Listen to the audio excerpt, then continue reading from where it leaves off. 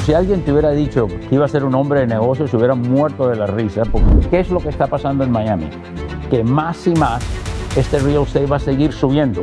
Y hoy en día todavía hacemos de la vivienda para las personas más pobres, subsidiadas todavía por el gobierno federal, hasta condominios que acabamos de vender en $100 millones, digamos en Fisher Island o en Bal Harbour o en Brickell.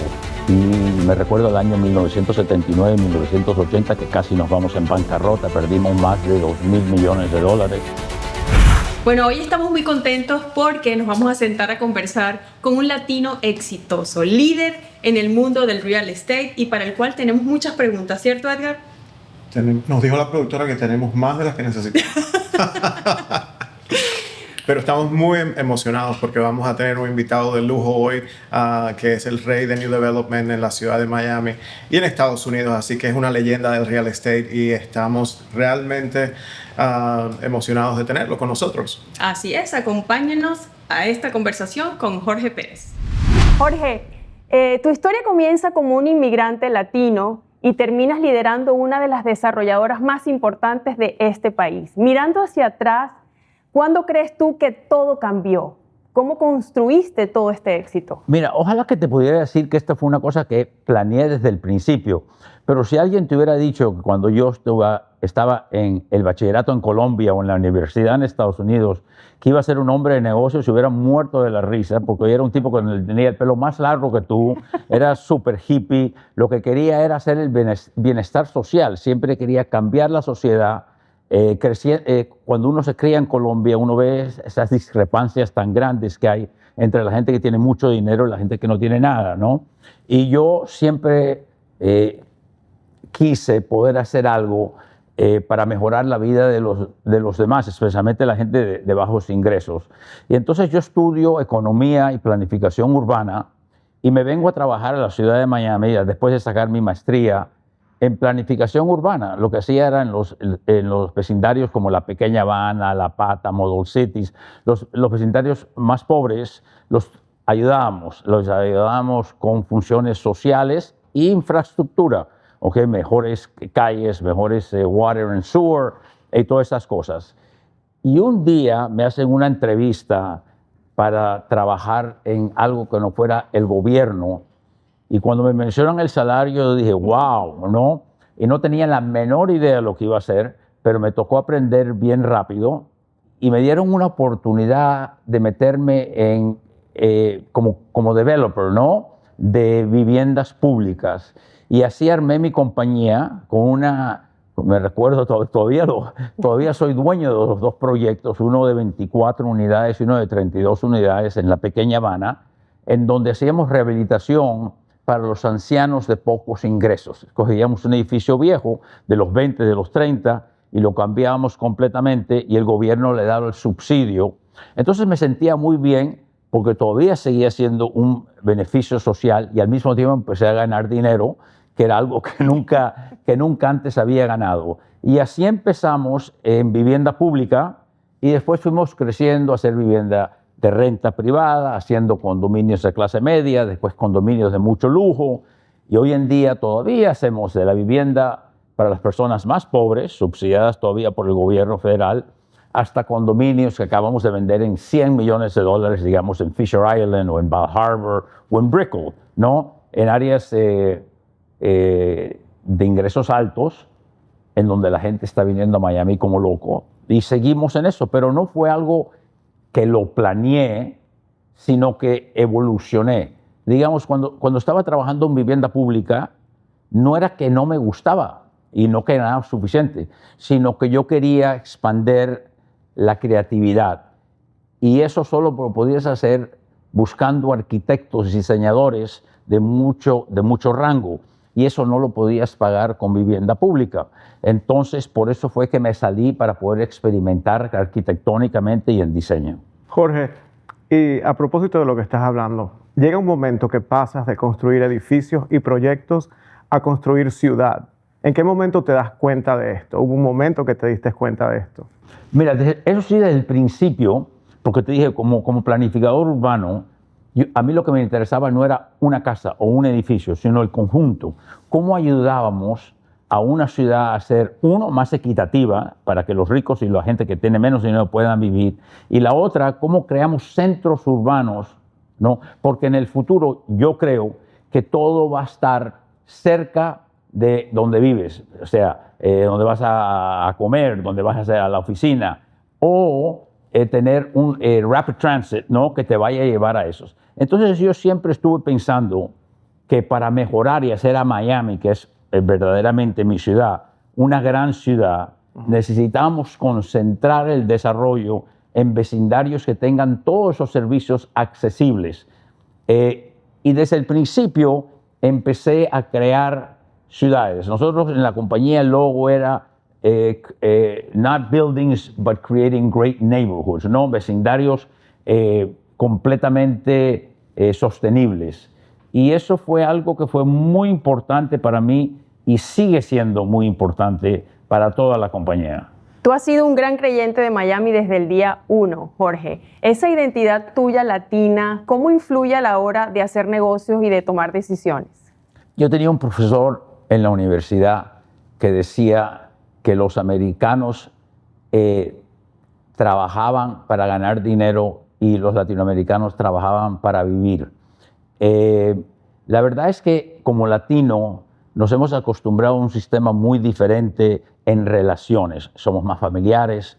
Para hacer un negocio nos gusta ir a almorzar 2 horas, conocer a la persona. Entonces yo creo que en ese sistema las amistades, ¿no? Las alianzas se vuelven mucho más fuertes, casi como la comunidad judía, en donde la familia y las alianzas son muy poderosas. Entonces, cuando yo llego a Miami, ser latino it helped me, ¿no? Porque los contratistas y los subcontratistas, casi todos eran latinos. Las empresas de construcción, en ese tiempo en particular, casi exclusivamente eran latinos. ¿Y qué es lo que hacía eso? Uno, que yo tuviera una gran amistad con ellos y empezaban a darme los mejores precios, etcétera, etcétera. Y la otra es que los de afuera, los angloamericanos de afuera, no se querían meter a Miami porque no podían hablar ni con esos subcontratistas. Entonces yo podía producir mucho mejor que la competencia. Y eso me ayudó mucho a crecer la compañía, porque nadie se metía a Miami porque sabía que nosotros teníamos como casi un monopolio en esto.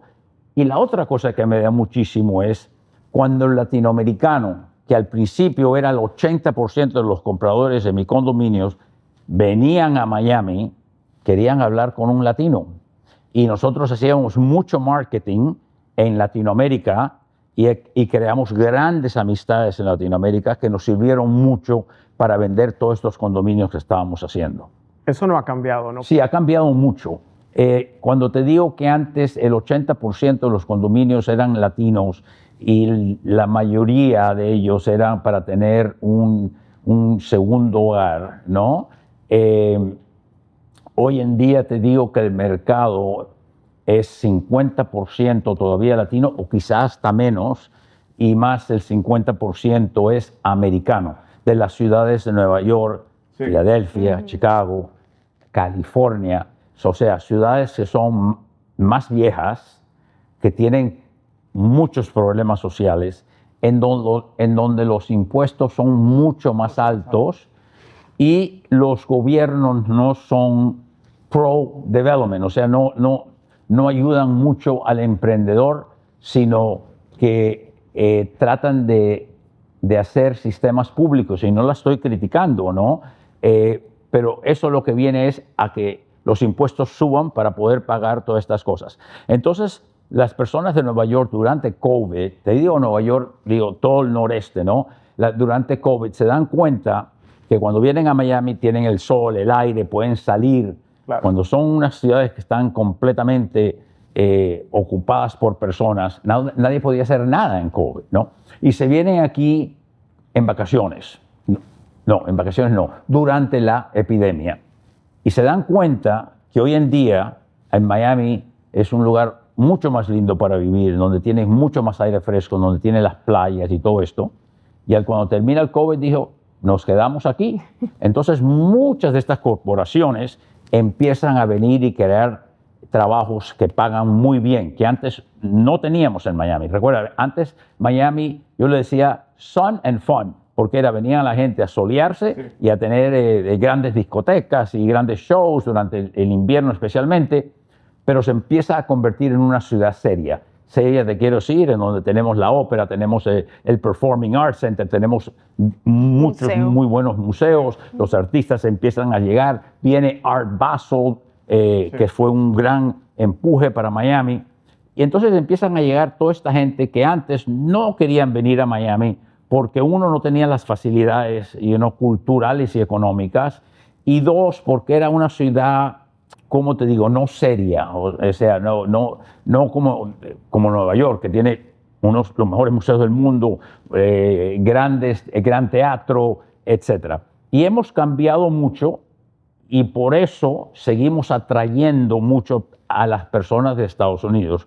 Y hoy en día la compra no solamente es mucho de estas ciudades, que no solo están comprando para un second home, ¿no? O el segundo hogar, sino están comprando para quedarse aquí. Vivienda principal. Hablemos de los ciclos del mercado que has vivido muchos ciclos de mercado, expansión, crisis, recuperaciones. Con las tasas de interés un poco más altas y los compradores un poco más exigentes, ¿cómo lees este momento del mercado aquí en Miami?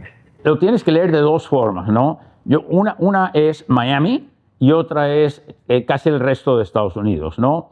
Hay algunas ciudades como Miami, Texas, digamos, todavía están viniendo mucha gente de California y otros lugares. Pero lo que tiene Miami de diferencia es que es una ciudad completamente bilingüe, ¿no?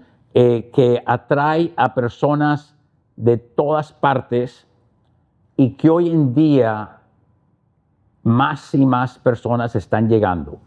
La segunda diferencia con ciudades como Dallas es que en esas ciudades tú puedes construir 360 grados. Miami estamos separados por los Everglades de un lado y por el agua en el otro lado. Entonces la tierra es muy difícil de encontrar. Y como tú ves, cuando construimos condominios, la mayoría de ellos o le compramos la tierra a una iglesia que tiene, o vamos comprando condominios viejos uno por uno. Y lo que hace es que el precio de la tierra se vuelva sumamente caro. Y como dices tú, con la inflación que tiene que ver con las tarifas que están poniendo y con la poca inmigración que están tratando de entrar o sacando a los inmigrantes, todo eso sube los precios. Entonces para nosotros, y como dicen en inglés, you have to put your money where your mouth is. El 90% de las inversiones nuestras es en el sur de la Florida, porque no vemos ningún lugar en Estados Unidos que tenga más oportunidades que el sur de la Florida. Y cuando hablo con gente que me dice, oye, ¿y es el momento correcto de comprar? Yo le digo, mira, primero que todo, cuando dicen que las tasas de interés están altas, históricamente las tasas de interés al 4 o 5% no son altas. Estoy leyendo un libro ahora que se escribió en 1982, magnífico, se llama Miami Blues, se lo recomiendo a todos, una novela muy simpática, pero al mismo tiempo habla de Miami en esos tiempos cuando viene la gente de Mariel y todo, y la tasa de interés estaba al 18%. Entonces digo yo, wow, ¿cómo compra una persona una casa y paga hipotecas al 18%? Entonces, aunque sí hayan subido las tasas de intereses, y hoy viste como la inflación también ha subido un poco, todavía está en términos que se puede controlar, o sea que la gente puede pagar. Como te estoy diciendo, con los precios que hay hoy en día, digamos, este edificio, que como ustedes se dan cuenta es una preciosidad, el mejor diseño, los mejores diseñadores del mundo, hemos traído aquí los mejores arquitectos y todo, nunca pudiera ser yo hoy en día este proyecto a este precio. Imposible. Primero que todo porque no podía comprar la tierra como la compré hace 4 años cuando empezamos con esto o más. Segundo, los precios de construcción se han subido una barbaridad. Entonces, ¿qué es lo que está pasando en Miami? Que más y más este real estate va a seguir subiendo. Y yo no veo que termine ese éxodo No, es esa gente que está tratando de venir a Miami. Más y más corporaciones nos están llamando. Yo tengo un edificio de oficina, los números son locos, que teníamos alquilado un piso entero por $50 triple net, ¿no? Se me acaba de ir, el tipo decía, ay, ahora tengo que alquilarlo otra vez. Me lo acaban de alquilar por $150 triple net, una corporación grande de Nueva York que necesitaba el piso y ahora me están pidiendo más pisos, lo que no tengo más para darles, si no se acaba todo el mundo. Entonces, ¿qué te digo? Si yo pudiera, y es lo que estamos haciendo ahora, porque recuérdate, la inversión de un developer es igual que la inversión que el que está comprando un condominio. Tú estás esperando que en el futuro todo se valorice, ¿no? Y yo creo que hoy en día es un gran tiempo para vender, porque hemos tenido un tiempo que ha sido medio flat en los últimos 2 años. Yo creo que cuando la situación mejore, y va a mejorar, porque hay demasiada gente viniendo, como te digo, los precios de Miami van a subir mucho. Qué buena noticia, qué buena noticia. Jorge, hablemos del tema que te apasiona, tu tema favorito, el arte. Tengo entendido que es tu mamá quien te inculca este amor al arte. Sí, creo que sí. Mi mamá era la intelectual de la pareja. Mi papá era el hombre de negocios. Mi papá le podía vender un par de zapatos viejos por $500 a una persona y salía contentísima. Mi mamá era completamente diferente. Mi mamá era muy introvertida, con muchos diplomas postgraduados. Todo lo que me hablaba era de Jean-Paul Sartre, de filosofía, todas estas cosas. Y me hacía ir a museos. Y en ese tiempo, cuando uno tiene 15 años y lo que quiere ir era jugar pelota, no quiere ir a museos ni quiere ir a películas de Buñuel o Ingrid Bergman, que eran los más intelectuales. Pero nos hacía hacer eso a mí y a mi papá. Y mi papá también me decía cada rato, bueno, salgámonos de este pelería, vamos a fumar un cigarrillo, ¿no? Y eso me hizo ver la belleza que es el arte y cómo el arte, no solamente por su belleza, de lo que te habla. El arte te habla sobre la vida, te habla sobre la creatividad, te hace conocer tu pasado mejor, entender tu presente y quizás visualizar el futuro. Y como a mí me cambia la vida tener esa influencia, ¿no? Que se la debo sí a mi mamá, como dices tú, y se lo agradezco siempre. Creo que también a las personas el arte, cuando lo empiezan a comprender, también le vas a cambiar la vida. Y tú te fijas y ves esto, que todas las piezas de arte son piezas de museo, de calidad de museo. Nunca están escogidas por los diseñadores. Nosotros tenemos 3 personas full time, que lo único que hacen es seleccionar arte. Y cuando terminamos el proyecto, no solamente tiene el arte, sino publicamos un libro sobre el arte que tenemos en cada proyecto, para que la gente comprenda la importancia de las piezas que tiene alrededor. Y traemos artistas para que le den discursos sobre por qué hicieron tal obra, y eso es muy importante para la gente. Al principio muchos dicen, wow, digamos, uno de los mejores edificios en South Beach que hicimos nosotros hace tiempos, le pusimos una escultura inmensa en la entrada de Duval Carrier, que es un haitiano-americano que vive en Miami, y era una escultura de un dios roja en plexiglas que por noche se prendía por dentro. Los tipos enseguida del condominio me dijeron, sácame esta escultura de aquí, ¿por qué no nos pusiste una fuente? Entonces yo te la saco, porque desde el tiempo que había comprado al principio del proyecto, la escultura se había duplicado en precio, te la saco y te pongo tu fuente. Entonces, pero dije, antes déjame traerte a Duval Carrier para que les hable a ustedes por qué, y empieza a hablar sobre la esclavitud, cuando vienen de África, los dioses que traen, y la asociación es entre la iglesia, lo católico y las multitudes de religiones africanas como el Yoruba. Me llama el próximo día, ni se te ocurra quitarnos esa escultura. Marketing, eso es marketing, claro, marketing. Y se ha vuelto, y al mismo tiempo es un great marketing, porque recuérdate, hoy en día, muchas de las personas que tienen dinero, si no tienen gran arte, se consideran nuevos ricos. Claro. Y si tienen artes ya entra a un punto más, Otro nivel. o sea, Otro nivel. soy culto, ¿no? Jorge, viendo todo lo que tú has construido, yo como madre pienso, ¿cómo fue tu infancia? ¿Qué recuerdos tienes?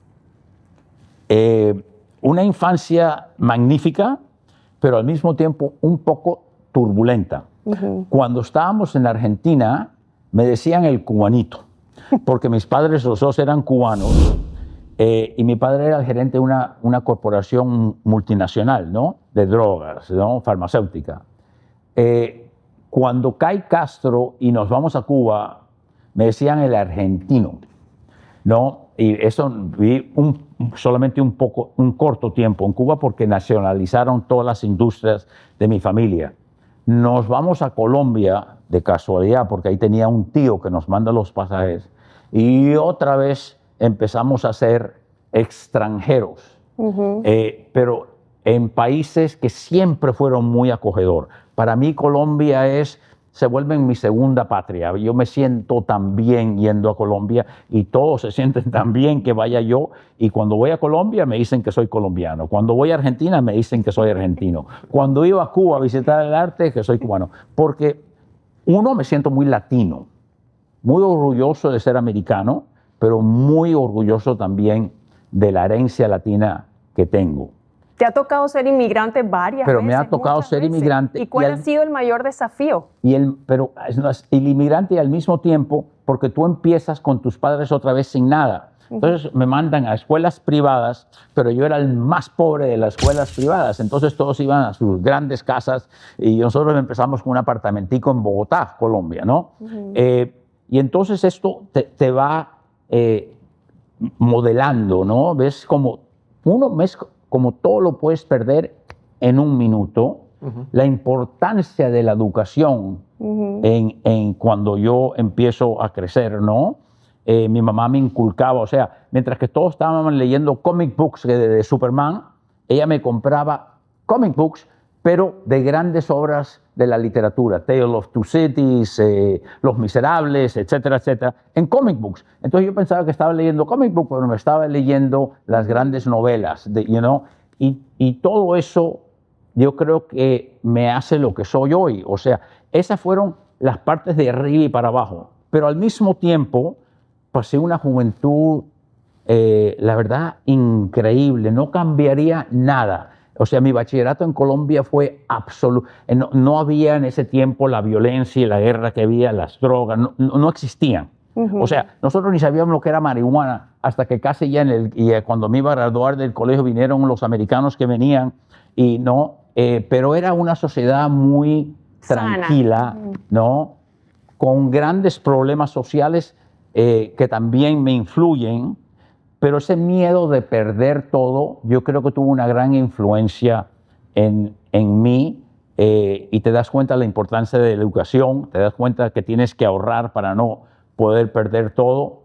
Entonces, todas esas cosas crean en mí lo que soy hoy, ¿no? Una persona que sabe que puede haber bajas y altas muy fuertes, que tiene que tener cuidado, porque todo puede cambiar en un momento, sí, pero los recuerdos son magníficos. Uno llega como inmigrante acá, Jorge, por lo general llega así, sin nada, y uno ve historias de éxito como la tuya y piensa, sí se puede, sí es posible construir. Sí. Mira, Estados Unidos es un país que tiene muchos problemas, pero todavía, si a mí me dicen cuál es el país que más libertad tiene, que más oportunidad tienes para crecer, en cualquier, no solamente con el dinero, pero en una carrera de profesor o lo que sea, Estados Unidos es el país con más libertades. Tú puedes decir aquí lo que tú quieras, como he dicho yo, en contra del presidente, palabras fuertes, y no te molestan, ¿no?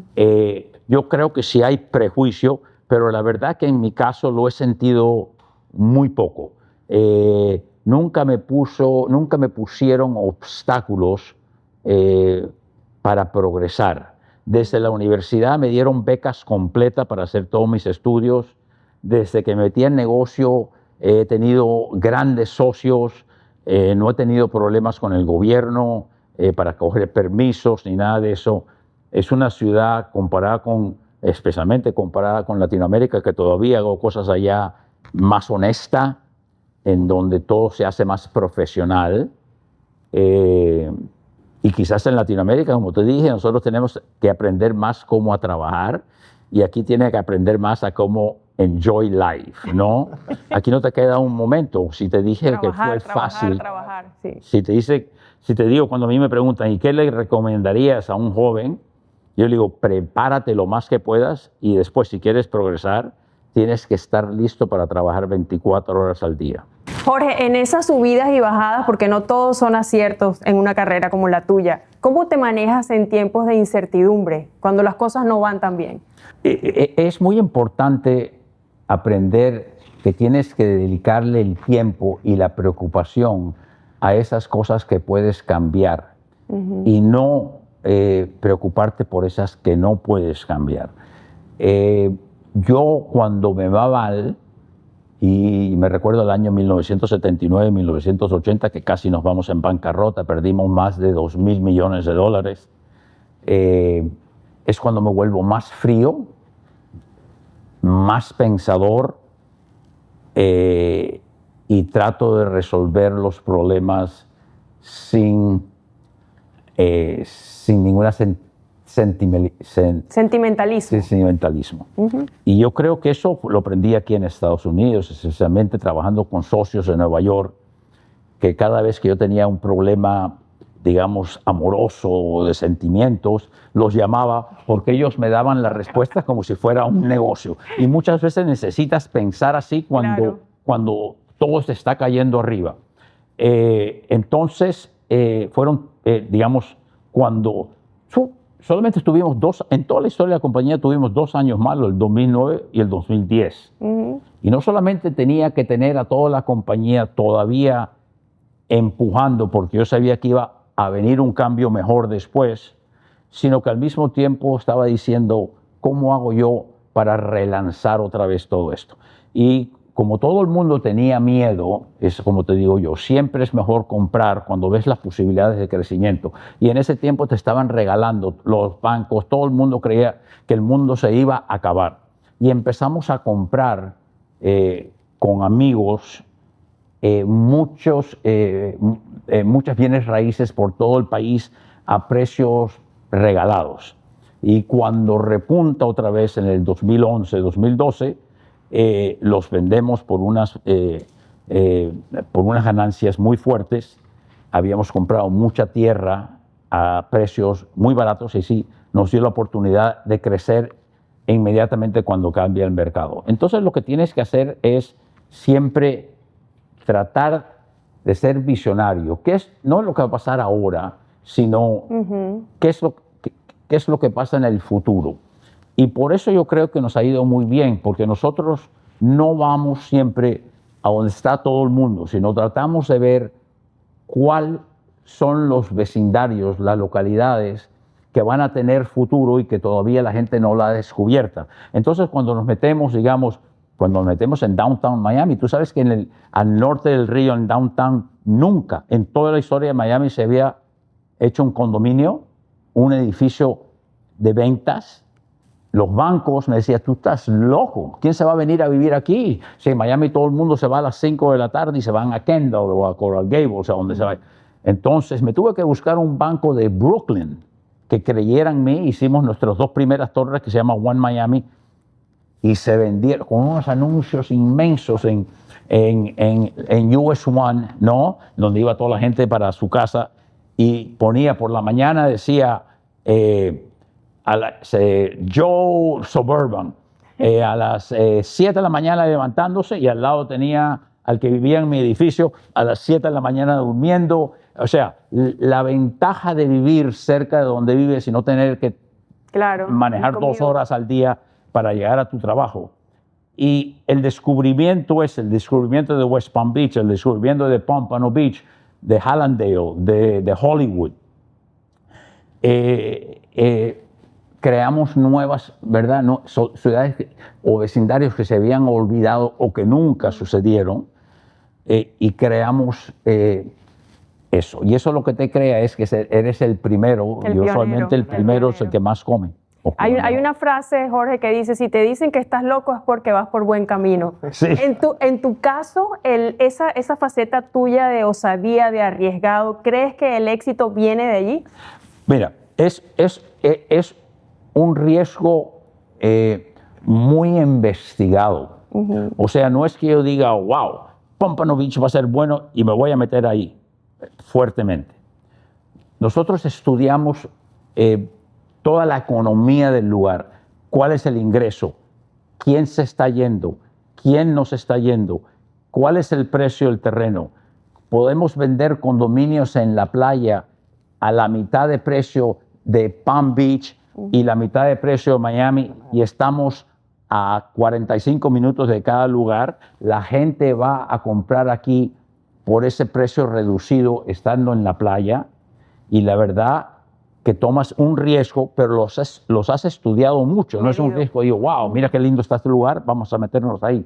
Y lo que también hacemos es que no solamente pensando en que vamos a vender uno, si acierto, digo, todo se va a valorizar y compramos terrenos cerca de todos ese primer edificio que hemos hecho y eso es lo que hicimos en Pompano, que hoy en día tenemos como 6 o 7 edificios y empezamos a vender a $500 el pie cuadrado y hoy estamos vendiendo a $2,000.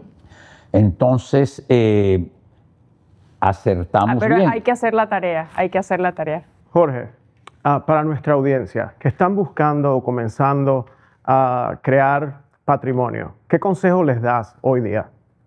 Que se eduquen muy, muy bien, ¿no?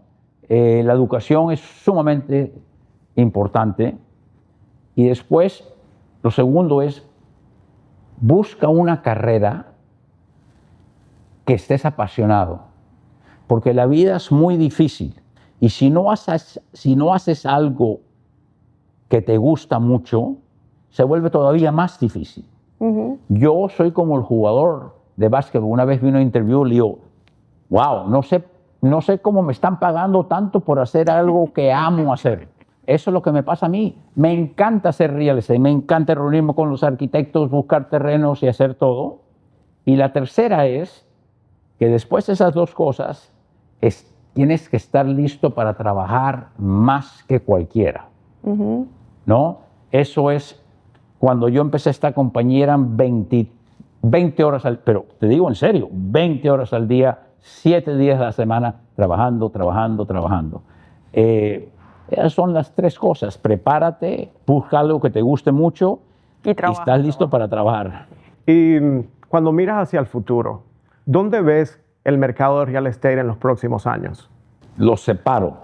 Yo creo que va a haber lugares en Estados Unidos, y no quiero decirte cuáles porque no me gusta echarle peste a los otros lugares, en donde ya tuvieron su tiempo, ¿no? Era como el pueblo que creció porque había un río y eran todos barcos de vapores, y hoy en día no existen el barco de vapor, y entonces el pueblo se está acabando. En donde tenían una compañía grande de hacer carbón, ¿no?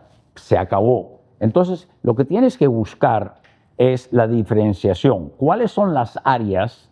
No solamente es la ciudad y el vecindario. ¿Cuáles son las áreas en donde la inmigración va a llegar? ¿Y cuáles son las áreas en donde no vas a ver tanto progreso? Y cuando ves el mapa de Estados Unidos, está muy claro dónde son las zonas en donde va a haber más oportunidades. Y cuando más oportunidades y más gente más viene, la verdad que lo malo es que todo se vuelve más caro. Es bueno para el inversionista, pero es malo para la gente que no tiene esa inversión porque todo le empieza a subir. Y ya vemos el problema que está pasando en muchos lugares como Miami, que tú ves que de la gente pobre, más pobre, hay un out-migration, ¿no? Porque tienen que irse no sé, al oeste de Broward County o al oeste de Palm Beach o otros lugares. Y la gente que está entrando son gente que tiene mucho más poder adquisitivo. Y eso es bueno para la economía y para personas como nosotros que estamos haciendo apartamentos de lujo y pero crea también problemas sociales en donde todo se está poniendo mucho más caro. Pero para la inversión no hay como Miami, por eso hoy en día no se están construyendo casi condominios en Nueva York, digamos, ¿no? En California hay unos problemas inmensos. Aquí tienes un gobierno que es muy pro-development, ¿no? Unos impuestos muy, muy bajos. Hasta el gobernador quiere cancelar todos los impuestos de real estate, ¿no? Sí. Entonces yo creo...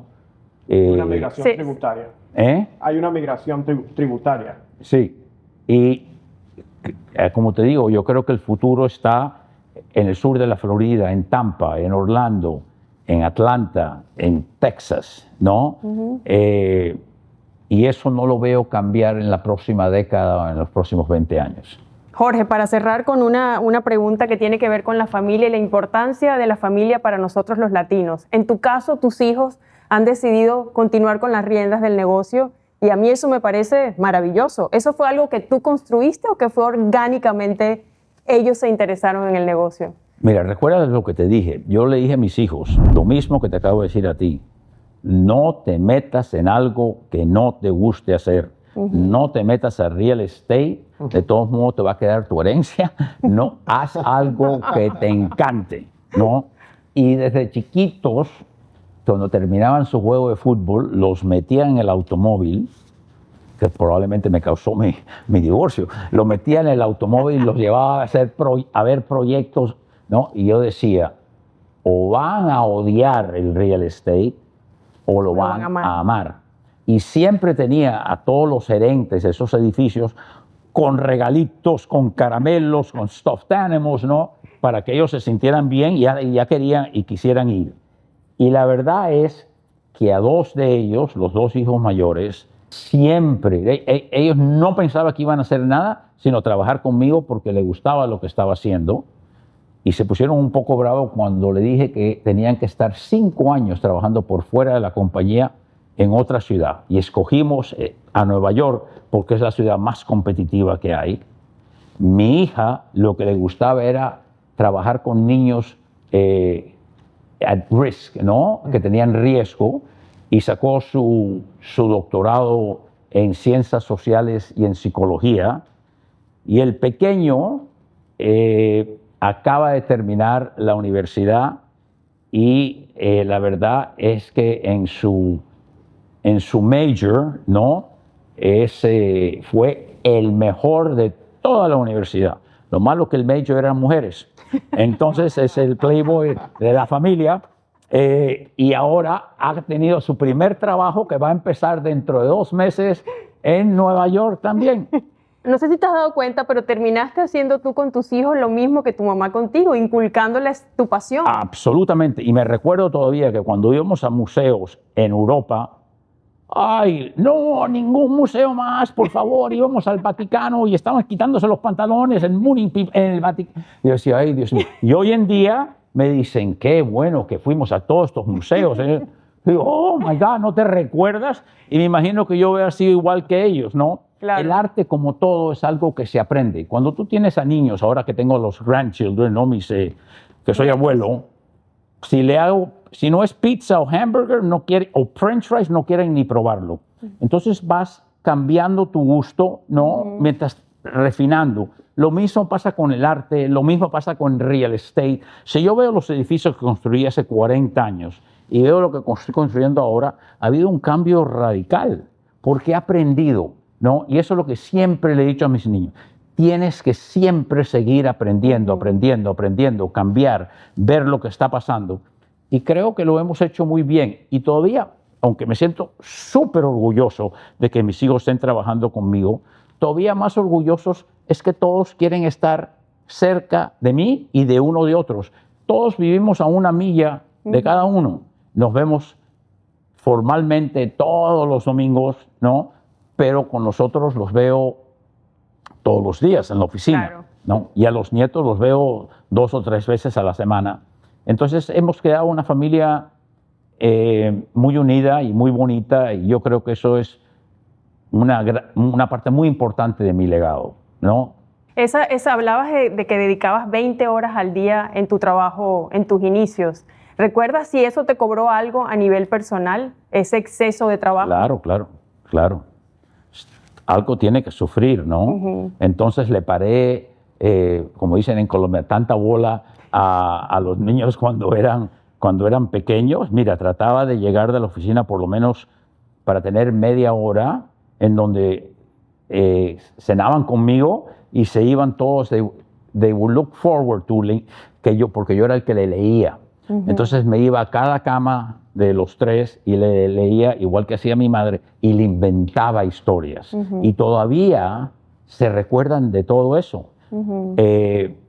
Así que, pero hoy en día, digamos, con mis hijos, y lo hacen bien, tienen una vida más racional, yo creo, ¿no? Ya no tienen que trabajar, ¿no? Porque recuerda, cuando uno empieza, uno no sabe cómo le va a pagar a la gente que está trabajando para ti. Uno empieza sin nada y tiene que seguir, y te acostumbras a eso. Ahora ellos trabajan muy duro, pero le dedican mucho más tiempo que yo le dedicaba a sus niños. Y yo creo que es algo sumamente importante tener, ¿no? Tener ese balance. Jorge, ¿algún edificio o alguna obra de arte que pudieras escoger una sola que quizá te defina o defina tu legado? La próxima. Muy bien. Gracias, Jorge, por tu tiempo. Gracias, Jorge. Gracias a ustedes. Gracias, súper.